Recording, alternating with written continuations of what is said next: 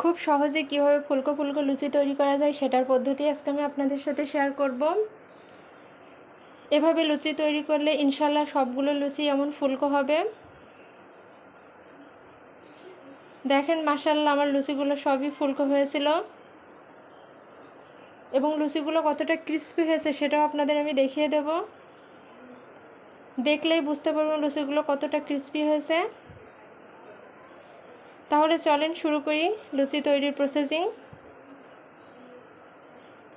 প্রথমে আমি একটা বলে 2 কাপ মতো ময়দা নিয়েছি এবং এর মধ্যে আমি কিছুটা লবণ এবং সাথে অল্প কিছু চিনি অ্যাড করেছি। এটা ভালো করে মিক্সড করে নিয়ে এখানে আমি একটু রান্নার তেল ব্যবহার করেছি এবং হাতের সাহায্যে খুব সুন্দর করে এটা আমি মাখিয়ে নিয়েছি।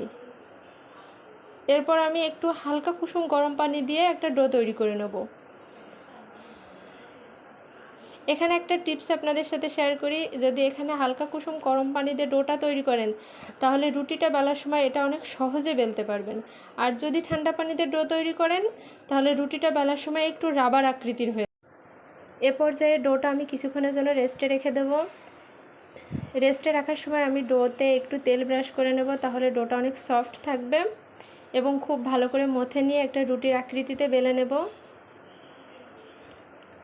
এভাবে লুচি তৈরি করলে খুব সহজে অনেকগুলো লুচি তৈরি করতে পারবেন, এতে করে সময়টাও সাশ্রয় হবে। যেহেতু আমাদের রান্নাঘরে অনেক সময় ব্যয় করতে হয়, যার কারণে কত সহজে বা খুব দ্রুত কিভাবে একটা রান্না কমপ্লিট করতে হবে সবসময় আমাদের মাথায় সেই চিন্তাটা করতে হয়। এবার একটা গ্লাসের সাহায্যে আমি একটা গ্লাসের শেপে লুচিগুলো সব কেটে নেব। আর আমাদের যাদের রান্নার পেজ আছে তাদের তো কতটা সময় রান্নাঘরে সময় দিতে হয় সেটা তো অবশ্যই সবাই খুব ভালো করে জানে। এজন্য সব সময় আমাদের কৌশলী হতে হবে কত দ্রুত রান্নাটা কমপ্লিট করা যায়।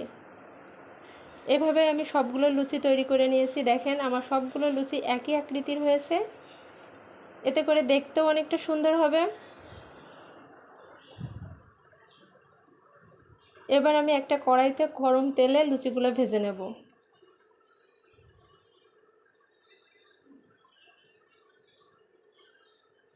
লুচিগুলো খুব ভালো করে এপিট ওপিট দিয়ে আমি খুব সুন্দর করে ভেজে নেব। লুচি যখন ভাজা হয় তখন এখানে একটা ছোট্ট ট্রিক্স ফলো করতে হয়, যেটা হচ্ছে লুচি ভাজার সময় আমি এটাকে চামচ দিয়ে একটু চেপে চেপে ভেজে নেব, এতে করে লুচিটা খুব সুন্দরভাবে ফুলবে।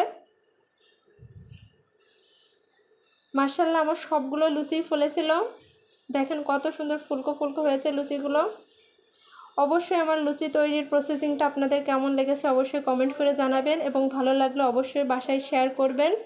আর পুরো ভিডিওটা দেখার জন্য অসংখ্য ধন্যবাদ এবং এভাবে পাশে থাকার জন্য সাপোর্ট করার জন্য সবাইকে অনেক অনেক অনেক ধন্যবাদ। সবাই ভালো থাকবেন, সুস্থ থাকবেন। আল্লাহ হাফেজ।